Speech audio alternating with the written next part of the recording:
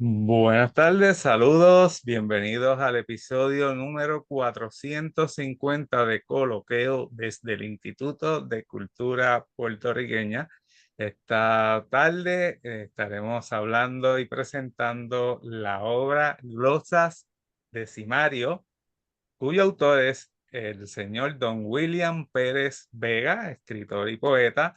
Y como moderadora invitada tenemos a nuestra Rubis Camacho, que siempre para nosotros es un placer tenerla aquí en la programación de coloqueo del Instituto de Cultura Puertorriqueña. Nada, voy a estar subiendo y bajando la portada de Don William, ¿verdad? Glosas Decimario. Y vamos a estar conversando un poquito. Me voy a retirar por unos minutos en lo que comparto el programa en los 25 canales que nos esperan. Nada, buenas tardes y comencemos.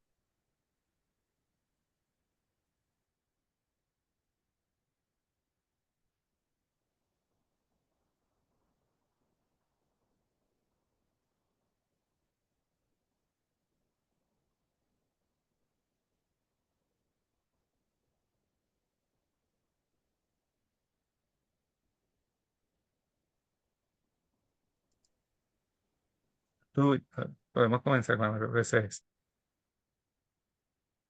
¿Eh?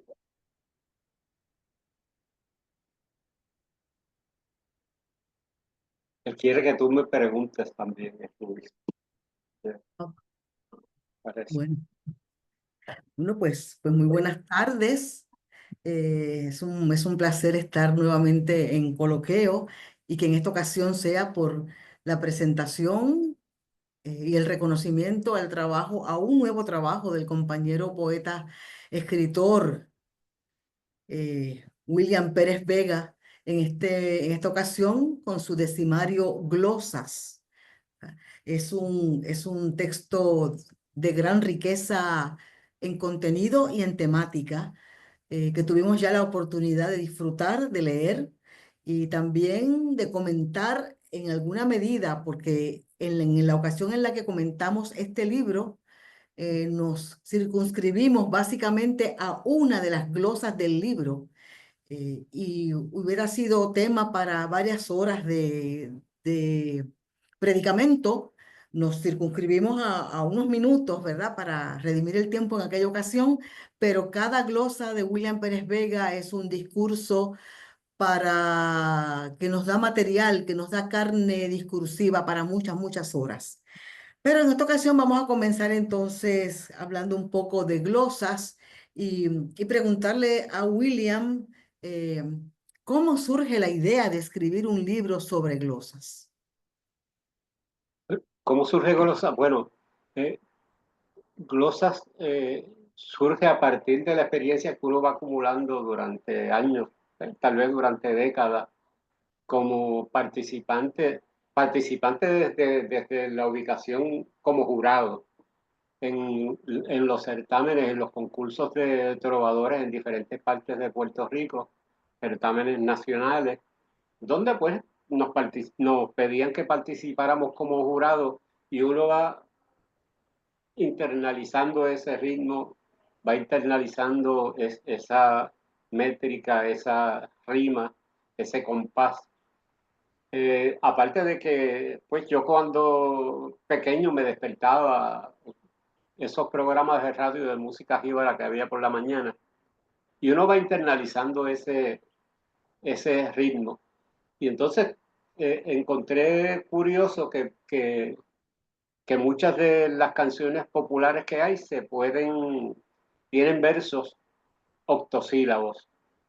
Y entonces, como a mí siempre me ha gustado la glosa, pues decidí probar a ver cómo se veía desarrollar glosas a partir de esas diferentes canciones, que finalmente incluye también poemas de otros escritores puertorriqueños como Llorens, este, como, como Martí, cubano, eh, como la canción de Serrat que, que adapta de un poema de Machado. Pues la fui integrando y desarrollando en glosas. Y cuando tuve suficientes trabajos, pues los reunimos en un libro y nos atrevimos a publicarlo luego de revisarlo en diferentes ocasiones. Y de ahí surge Glosa, este decimario al que le tenemos mucho cariño porque le damos continuidad así a nuestra tradición decimal, e integra un poco la música popular, integra un poco eso de esa gente que, que improvisa la décima, que la trabaja, un poco integra todas esas visiones en un libro que le queremos presentar a nuestra gente, a nuestro pueblo. Y estamos muy contentos porque se haya logrado. Para beneficio del público que nos estará escuchando o nos escucha en este momento, ¿qué número de proyecto literario es este? Porque tú has escrito ya más de veintitantos libros. ¿Qué número es este? Bueno, este es el libro número 29. Son todos poemarios, son todos libros de poesía, pero en cuanto a décima es el segundo decimario que publico. Pero pues, este es el poemario número 29, creo que hemos estado publicando hace varias décadas y poco a poco eso nos ha ido ayudando a madurar y creo que este libro un poco reúne, acumula un poco de esa madurez que hemos ido logrando a través de la práctica de la poesía, de nuestras luchas sociales también, que nos sirven de materia prima para esto. Y, y realmente representa esa experiencia acumulada, tanto con la trova, con la improvisación, que yo no soy trovador, sino que participo de jurados que hacen ese trabajo de evaluar, eh, pues ese ángulo lo recoge en el libro y también el trabajo ese continuo con la poesía, mucha de la cual pues todavía no está publicada, pero que la tenemos acumulada también. Sí. Eh, cuando cuando tú te... No sé si Pablo está diciéndonos algo. No, no, no. Ok, pues continúo. Cuando William Pérez Vega se declara un hijo de su barrio, un hijo del pueblo de Comerío, eh, un poco me identifico con ser hija de un barrio y reconocer que en los primeros años de la infancia, las canciones que nos llegaban eran las canciones populares en la radio. No era precisamente la canción de la nueva trova, no era la nueva canción, no era la canción con un discurso liberador, con un discurso de mirada social y reivindicadora. Te pregunto, ¿cuáles fueron esos primeros autores, esas primeras canciones que llegaron a impactar profundamente tu sensibilidad como jovencito de barrio? Bueno, mira, primeras canciones, por ejemplo, Historia de un amor, que está ahí recogida, Como quisiera decirte, son canciones que a pesar de que no son escritas desde un punto de vista social, sí reflejan de alguna manera eh, ¿cómo es? El punto social que rodeaba a lo mejor a quien la escribió.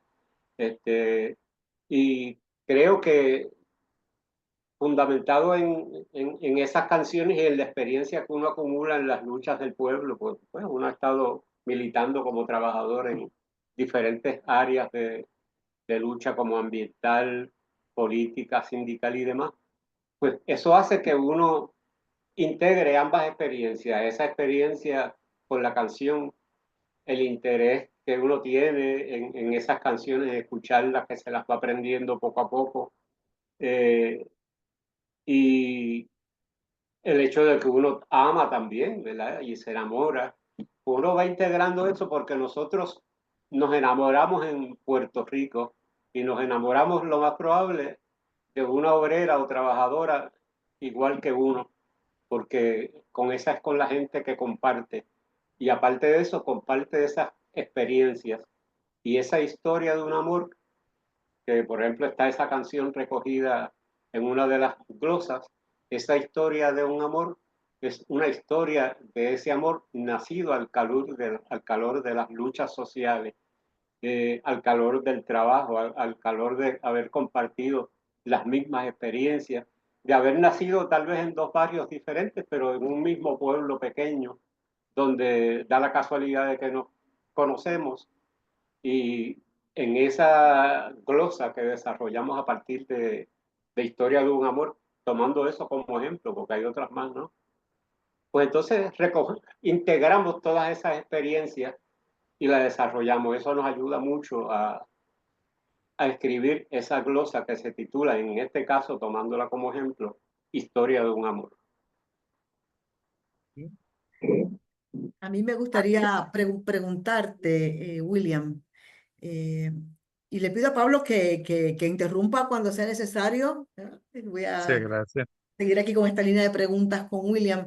Me gustaría preguntarte sobre la glosa sobre la cual yo reflexioné y comenté en la presentación de este libro en Casa Voy hace, ya va para, diríamos, va para un mes.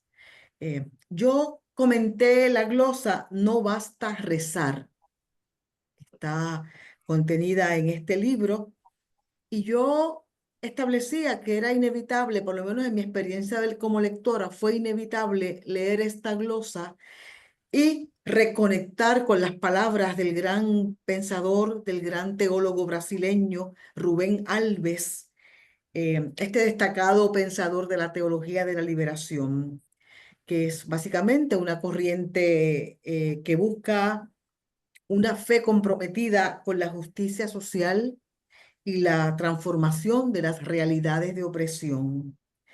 Y cuando tú dices no basta rezar, ¿verdad? Utilizando la canción de Ali Primera y utilizas esas sentencias como fundamento para la glosa, eh, pues me conectó inevitablemente con aquellas palabras de Rubén Alves cuando él decía, el día que ustedes, se refería a la cristiandad, el día que ustedes logren transformar sus muchos sustantivos abstractos en pocos sustantivos concretos, con sustancia experimentable, quizá vuelva a tener sentido que nos hablen de Cristo y nos hablen de Dios.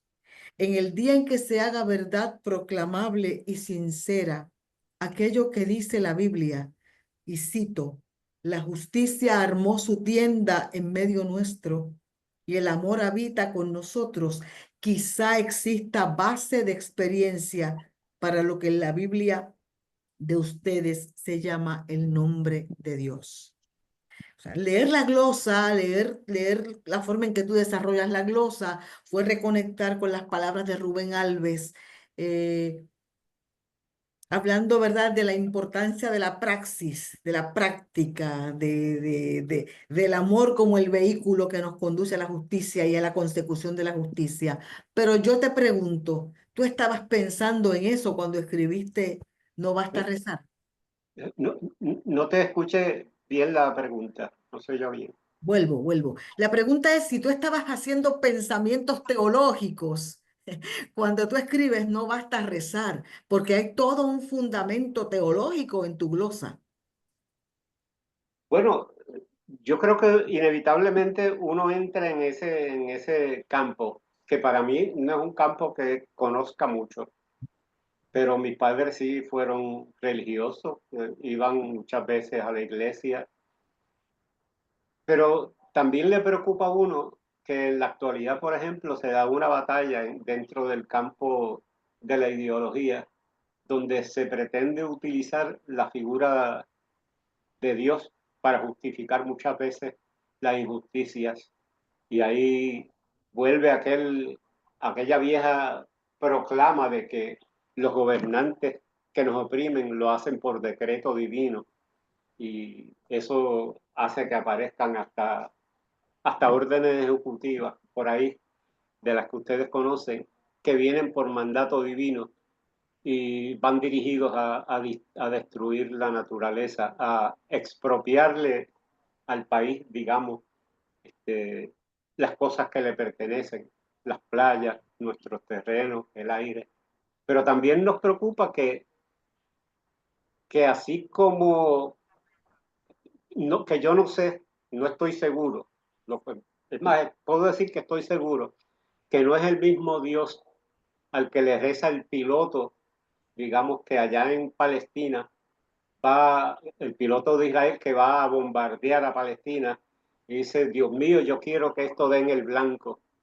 No creo que sea el mismo Dios al que le rezan los palestinos para pedir que los deje vivir, para pedir que los deje vivir en libertad, tranquilos, que los deje disfrutar de sus hijos, de sus hijas, de sus escuelas, de que tenga un sitio donde ir si acaso sale herido o se enferma, que tenga hospitales, que le deje tener una vida tranquila. Me parece que si es el mismo Dios, ese Dios va a tener un difícil dilema. Y a mí me parece que yo estoy con el Dios que le hace caso a los palestinos, al pueblo de los palestinos, porque hasta en eso, pues uno enfrenta una disyuntiva y yo siempre he señalado que uno no puede ser imparcial. Y yo creo que Dios no es imparcial. Si es justo, no puede ser imparcial. Tiene que estar a favor de los oprimidos. Y yo creo que eso es algo de lo que se plantea en esa glosa. Ahora sí, voy a intervenir. No basta rezar una glosa bien profunda. Para el que tenga el libro y no la haya leído, busque página 64. Para el que no lo tenga, adquiera el libro y busque la página 64, definitivamente. Una glosa bien profunda y tiene unos aspectos bien interesantes aquí y marqué. Dice, rezan tal vez por lograr alguna esperanza. Y por ahí sigue, ¿verdad? Pero me detengo allí. Más abajo, más adelante, en otra página, reza el colonizador. Y más adelante, reza aquella oligarquía. Yo creo que don William, en mi interpretación de lo que escribe el autor, está haciendo una visión amplia, holística, sobre lo que está ocurriendo en el día a día. Claro, el autor tendrá su interpretación y me puedo equivocar. Y entonces le pregunta a Rubí, ¿qué te llamó la atención de esta glosa en específico que la resaltas con tu comentario?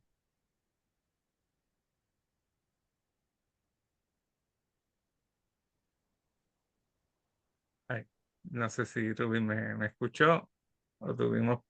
¿Tú Tuvimos... estabas escuchando? Parece que no. No, no, voy de nuevo, voy de nuevo. Estaba comentando, William, escuchaste estaba comentando Sí, sí, lo lo escuché. profundo que es esta glosa.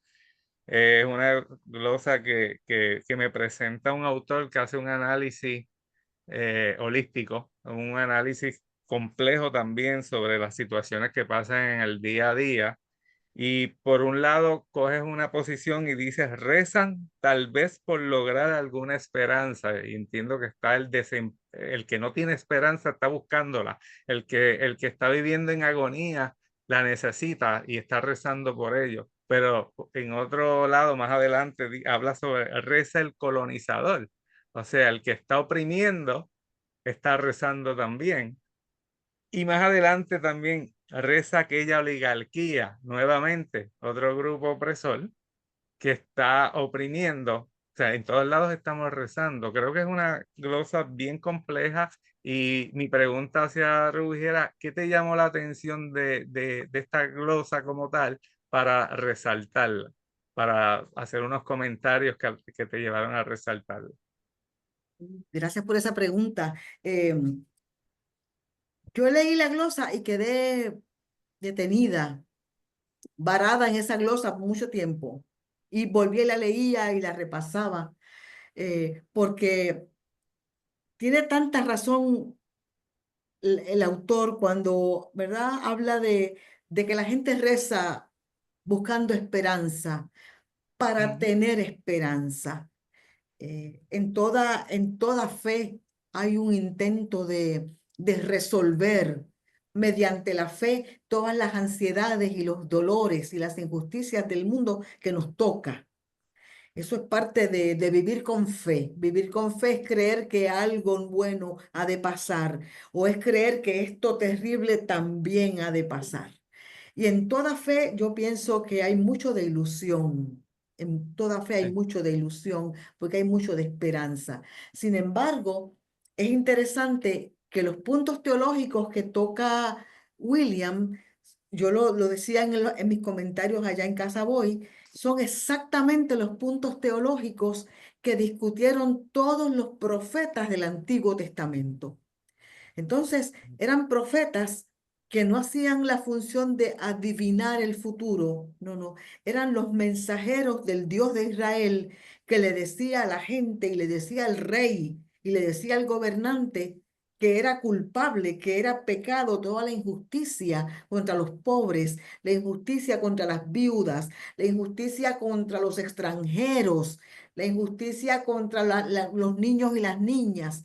Hay una voz profética clara en Amós, en el profeta Joel, en Miqueas, en Sofonías, todos esos profetas del Antiguo Testamento. Ese es su único discurso. Y parece que la iglesia decidió prescindir de ese discurso para instalarse en un discurso acomodaticio donde oremos para que todo se resuelva, pero oremos desde mi comodidad, que el mundo se resuelva, que Dios lo resuelva, Dios, como sea entendido, cual sea la acepción que tenga, que Dios lo resuelva. A mí me toca orar y esperar. Entonces, me parecía tan interesante que Ali Primera lo dice y William Pérez Vega, puertorriqueño de Comerío, lo reafirma en la glosa. No basta rezar. La prosa, o sea, el pensamiento de William Pérez Vega es superior, lo voy a decir con mucho respeto, es superior a la pieza en contenido de Alí Primera. Es superior, superiorísima en contenido, en imágenes, claro. De Alí tenemos la línea. De ahí tenemos el momento histórico cuando se atreve a decirlo y de ahí rescatamos, ¿verdad? Rescatamos la idea, la presencia histórica de Ali y William utiliza la línea, pero William desarrolla todo un pensamiento teológico. Si miramos la canción de Ali, que es una buena canción, es una canción breve, es una canción importante. El texto de las glosas es un texto superior porque desarrolla el texto de Alí primera y nos pone en contexto con una teología de la liberación que ya la gente no quiere discursar, de la que ya la gente no quiere hablar. Precisamente porque la aplicación es total. Es como escuchar a los profetas de la antigüedad hablándole al gobierno de Puerto Rico en este momento. Basta ya de corrupción, basta ya de falsedad, basta ya de oprimir al pobre, basta ya de la injusticia. Exactamente el mismo discurso. Y por eso me pareció que era el inicio, apenas el inicio de un estudio crítico sobre la obra de William Pérez Vega a la luz del discurso profético de los profetas menores del Antiguo Testamento. Me parece que apenas lo que hice fue esbozar un pequeño bosquejo que tiene que desarrollarse más adelante. Sí, y también hiciste un comentario, Ruby, y entonces la pregunta es para William. Mencionaste la relación de la fe, la ilusión, la esperanza, pero todo esto sin acción, y en algún lugar habré leído algo así como la fe mueve montañas, pero si no cojo un pico y una pala y me pongo a accionar ese proceso, esa montaña no se va a mover. William, ¿ibas por esa línea o me equivoco? No, yo creo que hay un refrán que dice a Dios rogando y con el mazo dando, ¿verdad? Un refrán bien Sí. popular, que lo conoce todo el mundo. Eso para mí implica que no basta con eso. Si uno quiere que ocurran las cosas, hay que convertirse en ayudante de ese Dios al que uno le pide eso. Y la mejor forma de hacerlo es poniendo en práctica Ujú. los pasos, las tareas que nos llevan, en nuestro caso, a conseguir un trabajo digno, a conseguir un retiro digno, conseguir un plan de salud universal para que la gente no tenga que estar haciendo colectas que a veces cuando viene a reunir el dinero para una operación, lo reúnen los familiares porque la persona ya ha fallecido, ¿verdad? A mí me parece que uno tiene que trabajar sobre todo eso. Si uno habla de una educación de calidad, pues uno tiene que aparte de rezar y pedirle al Dios en el que crea ese nivel educativo, uno tiene que luchar a favor de eso, que tomar los pasos, que pelear porque se mantenga su escuela abierta, que pelear porque, que luchar porque no le voten a aquel maestro que le daba clase a los nenes o que te dio clase a ti también en aquella escuela y que era muy buen maestro. Uno tiene que luchar porque haya buenos libros, incluso libros escritos por nuestros escritores y escritoras puertorriqueñas que reflejen quién era Juana Colón, una prieta analfabeta que daba discursos en una tarima, discursos que reflejaban su nivel de integridad. Uno tiene que luchar por todo eso, rescatar esa historia. Uno tiene que rescatar la figura de Celestina Cordero, no por la figura, sino por lo que ella hizo y lo que ella representa. De modo que sí, que uno tiene que unir la fe con la acción, porque yo creo que en la Biblia hay una cita que dice, la, la fe Sin obras. sola no tiene sentido, la fe sin obras. Y creo que lo Muy dijo fuerte. Pablo Freire después, unir la teoría con la práctica. A mí me parece que por esa línea debemos ir. No es solo hablar, sino hacer también. Y no es solo hacer, si tú vas a hacer algo, hazlo con la palabra también. Y si vas a hablar, habla con tus acciones. Sí. Nada, pasamos contigo, Ruby. Continúa. Es interesante porque tengo aquí el texto de la canción de Ali Primera, que es la que Ajá. utiliza William como fundamento para desarrollar su glosa. Es corta, es intensa también, pero sirve como el fundamento. Dice, no basta rezar, hacen falta muchas cosas para conseguir la paz. Y rezan de buena fe y rezan de corazón, pero también rezan por costumbre y sin razón. No basta rezar porque el hambre no se quita con rezar. Cuando el pueblo se levante y que todos hagan fila, allí estarán con su Biblia para condenar al que lucha. Esa es la canción de Ali, buenísima, ¿verdad? Que es como un Sí. gran bosquejo que provoca a los nuevos y nuevas escritoras a desarrollar el texto. Y fíjate que dice que la gente reza de buena fe y rezan de corazón. Hay un cantautor mexicano, creo que se llama Filio. Y Filio tiene una canción muy interesante que dice, habrá que creer. Y el coro dice, habrá que creer en Cristo, en la paz o en Fidel, pero habrá que creer. De lo que está hablando es interesante, porque está diciendo, es lo mismo que creas en Cristo, pero en algo tienes que creer. Y cuando hablamos, por ejemplo, con los llamados ateos, ateas, con los llamados gnósticos, agnósticos, los totalmente escépticos o escépticas, encontramos seres humanos con una pasión por la justicia, con una pasión por la igualdad, por el respeto a los derechos humanos. Entonces descubrimos que ese que se llama escéptico, gnóstico o ateo o atea, también de alguna forma va construyendo su Dios, va construyendo ese sistema de creencias que le permite estar vivo, que le da sentido a la vida. Porque usamos la fe para darle propósito al caminar por la vida. Entonces, quien construye un sistema de creencias, de principios, en los que no interviene un ser sagrado, pero interviene la bondad, el amor por la justicia, también está construyendo un sistema de creencias. Y en Ujú. ese sentido, a mí me parece muy lindo, muy bien cuando Ali Primera reconoce que la gente rezan de buena fe, rezan de corazón, necesitan creer en algo. Y cuando utilizas a Ali Primera, utilizas la glosa de William Pérez Vega y luego utilizas la novela de Unamuno, San Manuel Bueno Mártir. Son tres textos para discutirse en un seminario juntos.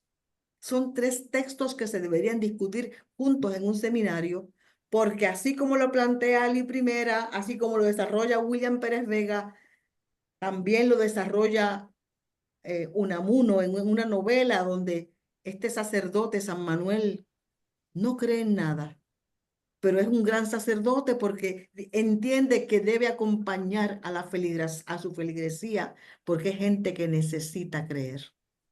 Entonces, cuando tú ves ese nivel de sacrificio, de amor, de comprensión, de ir más allá de lo que yo creo, por amor a ellos y a ellas, yo les acompaño en su proyecto de fe, porque les hace bien, porque los calma, porque les da esperanza, porque les da perspectiva. Pues entonces te das cuenta que habrá que creer y ojalá todos creyéramos en la justicia y en el amor, que son los grandes postulados de la vida.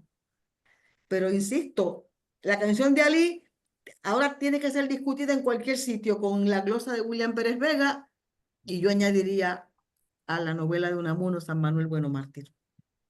Excelente, excelente. Excelente. Rubí, ¿qué otra glosa te gustaría comentar aquí y que analicemos? De igual forma, a mí me gustó. Te digo, por lo menos las que he leído, no las he leído todas. Son profundas. Esta misma, esta da para el que es profesor dar una clase de 3 horas con ella. Fácil. Totalmente, totalmente. Y una cosa fascinante, mira, estas cosas, yo tengo muchas veces a William cerca porque hacemos algunos trabajos, algunos proyectos en los que coincidimos, trabajamos como escritores y como hermanos de lucha. Y yo no sé si yo se lo he dicho a William, pero hay una fascinación en la escritura de William Pérez Vega y es que hay una capacidad de renovar las imágenes. Son imágenes frescas.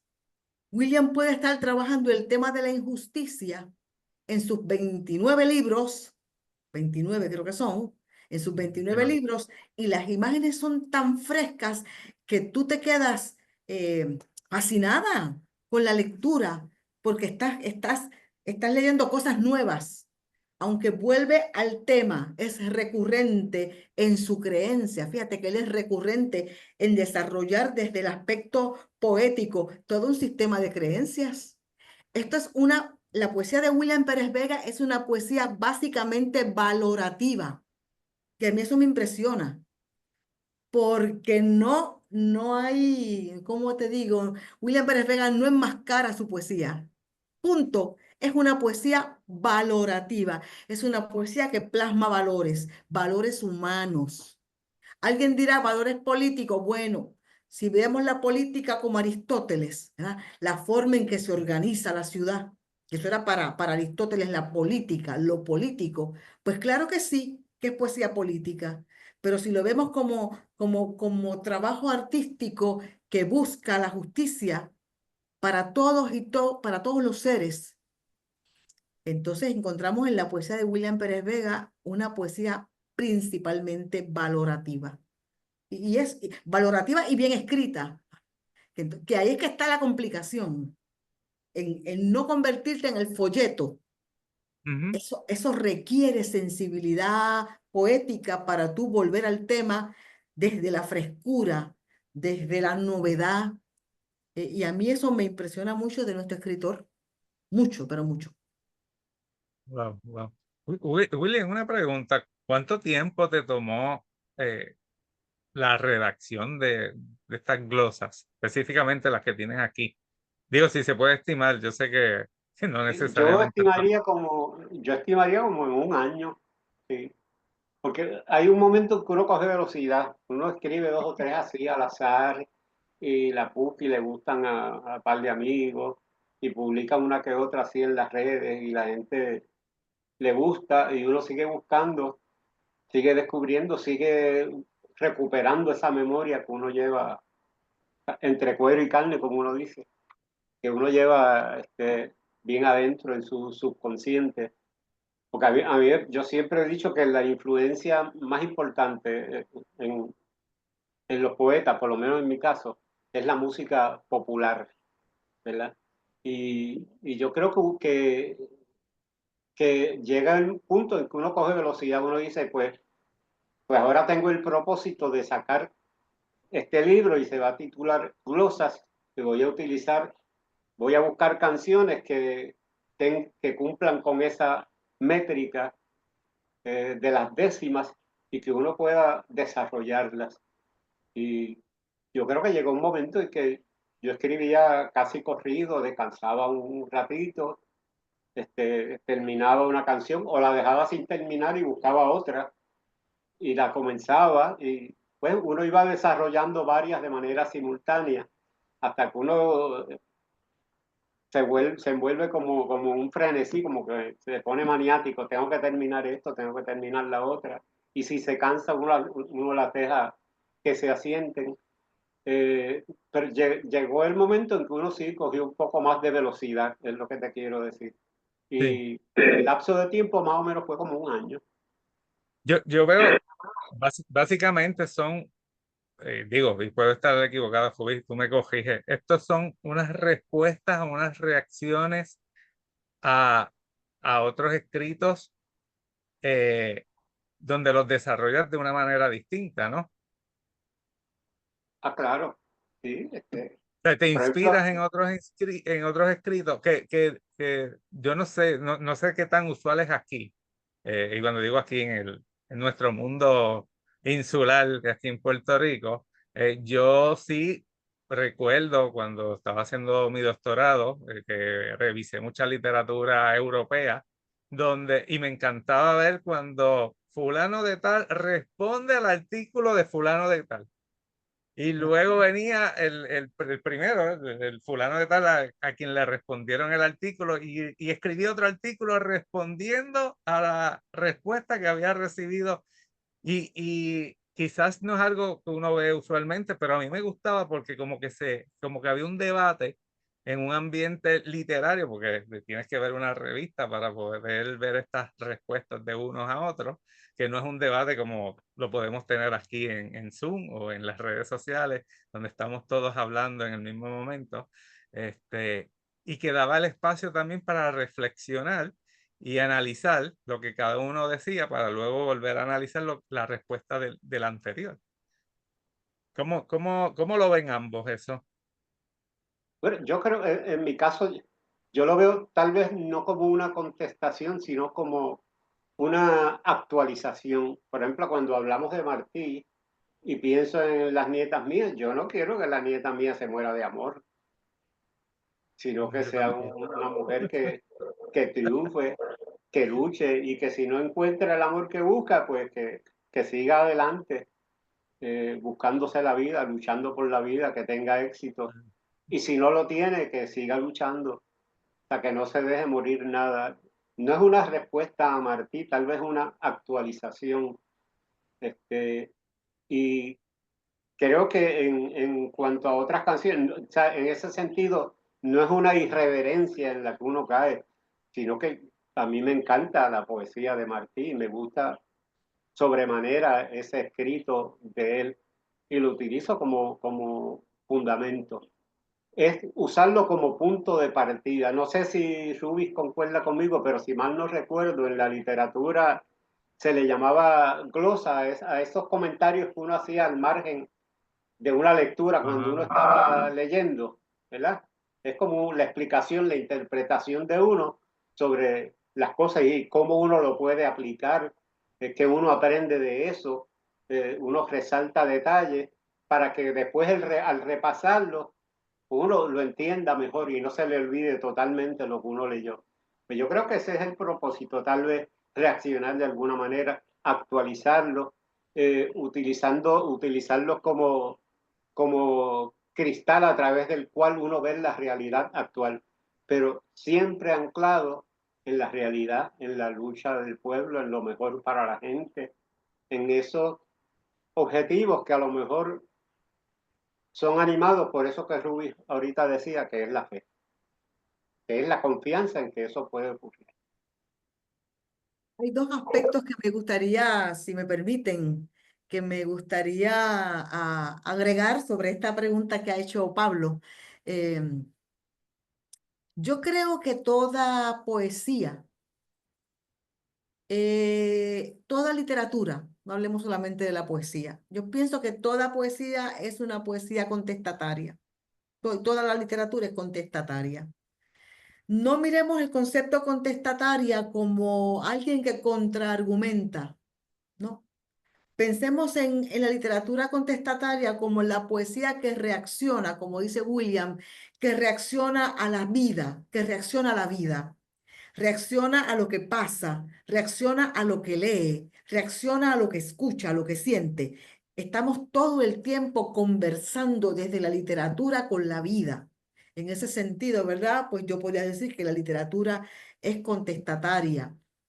Somos hijos e hijas de nuestras lecturas, somos hijos e hijas de esas influencias que nos llegan. Y siempre, siempre, aunque no lo creamos, en cada pieza literaria hay algo que hemos escuchado, que hemos leído, que nos ha gustado, y vamos ahí desde para impugnar, desde la impugnación, desde la afirmación, desde la pregunta, desde el escepticismo, ¿no? Estamos todo el tiempo contestando a ese estímulo que nos ha llegado o a través de la literatura o a través del ambiente que nos rodea. Eso. En segundo lugar, me preguntaste hace un rato que cuál otra glosa me encantaba del libro. Mira, no tengo el libro aquí en este momento, pero sí te puedo decir que uno de los aspectos en los que más me gusta a mí leer a William Pérez Vega es en el aspecto romántico. Es una línea tan fantástica. A mí me encanta buscar los poemas románticos de William Pérez Vega. Son de una belleza, de un erotismo tan sofisticado. Entonces uno tiene la sensación, me ha pasado una vez, me volvió a pasar con los poemas, vamos a llamarle románticos, amorosos, vamos a llamarle poemas amorosos, ¿verdad? Porque la palabra romántico tiene tantas acepciones y corremos el riesgo de que unos piensen que está haciendo un poemita de total sumisión desde el amor. Y no tiene que ver con eso. Hablo de lo romántico como que también hay mucha ensoñación en la poesía de William Pérez Vega. Pero hablemos de la poesía amorosa. Vamos a hablar de la poesía amorosa de William Pérez Vega. Me pasó con él, me pasó una vez. Me pasó una vez cuando leí por primera vez La espada encendida de Pablo Neruda. La espada encendida es un libro erótico, posiblemente de las cosas, de los libros eróticos más bellos que se escribirán sobre la tierra, La espada encendida.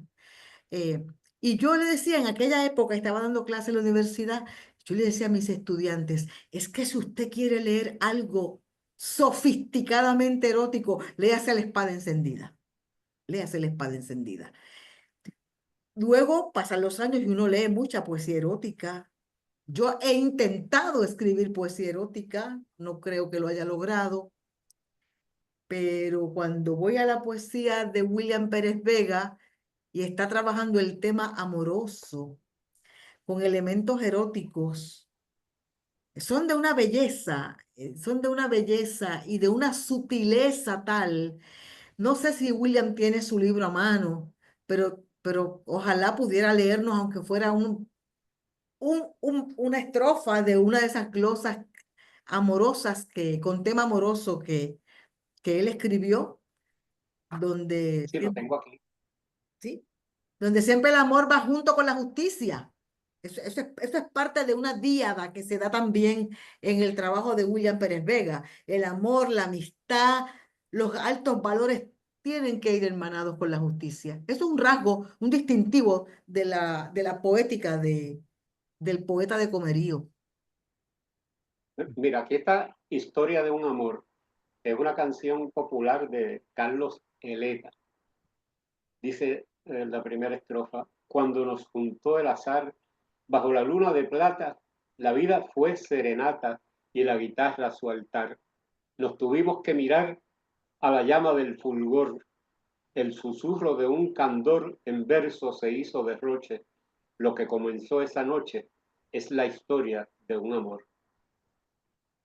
Qué Entonces, cosa tan preciosa. dice, en la razón de mi canto, tu nota fue melodía, o si algo me dolía, el alivio de algún llanto. En tu regazo hallé el manto que en el recuerdo sostengo, la ruta por donde vengo en busca de la verdad, tu afán por la libertad en el alma solo tengo. Una belleza. Dan ganas de Sí, enamorarse cuando uno escucha esas glosas de William Pérez Vega. Una belleza, una belleza. ah, súper interesante y como mencioné ahorita, con mucha profundidad. Por eso fue también mi pregunta, ¿cuánto tiempo le tomó? Y también otra pregunta, ¿cuáles fueron las consideraciones, por ejemplo, en esta canción de Carlos Geleta? ¿Cuál fue su consideración para escoger esa canción para inspirarse para hacer esta glosa? Si hubo alguna o... Bueno, yo creo que la canción a mí siempre me gustó, esa canción, Historia de un amor, que ustedes la han escuchado, obviamente, pero también yo creo que hay muchas historias de amor. Cada uno tiene su historia de amor o varias historias de amor, ¿verdad? Y si a su vez esa historia de amor es una historia de lucha donde compartimos unos objetivos, unas aspiraciones, compartimos las mismas derrotas, porque uno también sufre derrotas y uno tiene que estar preparado para eso. Yo creo que esa es una canción que diría que es ideal para desarrollar esa historia de amor de uno mismo, fundamentado en esa canción, pero la canción como el poema que uno ha vivido a través de la vida de uno, de esa historia. Eh, y, y creo que uno no puede abstraerse de esa relación amorosa que uno pueda tener con su pareja, con la pareja que sea, que puede haberle ocurrido a ustedes. Y por ejemplo, que yo resumo en la última estrofa de esa glosa que dice, hoy vuelvo atrás la mirada y hay puntos de lejanía, pero sé que todavía nos espera la alborada. Sé que no hay senda marcada, pero en la mano una flor voy deshojando al calor del polvo de la vereda, pues la ruta que nos queda es la historia de un amor. O sea, uno ha vivido el amor, pero también sabe que lo va a seguir viviendo. Qué belleza. No, súper interesante. Nada, ya debemos ir cortando, ¿verdad? Ha sido, de hecho, impresionado, ¿verdad? No conocía de la escritura y la poesía de Don William. Nos vinimos a conocer en las redes, como me pasa en muchas ocasiones, igual que a Judy, ¿verdad? La vine a conocer aquí luego. Pero uno cada día se impresiona de las cosas que va descubriendo y esto nos demuestra que el conocimiento es infinito y que uno es casi nada, ¿verdad? Y quisiéramos tener 500 años de vida para poder disfrutar de letras como estas, porque pues así mismo como William la hemos conocido hoy, este, yo sé que desconocemos de también muchas letras que son tan inspiradoras como esta y tan profundas. Nada, don William, le agradezco un montón su visita. Ruby, si tienes algún comentario para ir finalizando, te lo agradecería pues, que lo A mí me compartas con nosotros. gustaría finalizar con este comentario. Agradecer al coloqueo, agradecerte, Pablo, que hayas abierto este espacio para hablar de la obra de William Pérez Vega, uno de nuestros grandes escritores, un escritor que merece ser leído y estudiado en nuestros centros docentes. Yo me siento muy orgullosa de ser puertorriqueña cuando leo la obra de William Pérez Vega. Un gran Gracias, escritor. gracias. Pues, Agradezco a Rubí, te agradezco a ti también este espacio y pues nos seguiremos encontrando en la poesía. Así no, es. no, definitiva. Y si tengo otro semestre, otro año de coloqueo, pues espero tenerlos a ambos. Que para mí pues ha sido un honor y un placer tenerlos en este espacio. Nada, gracias a nuestro público que siempre está allí presente y que siempre está pendiente a estas letras y a las letras puertorriqueñas. Nada, con eso concluimos. Buenas tardes. Buenas tardes.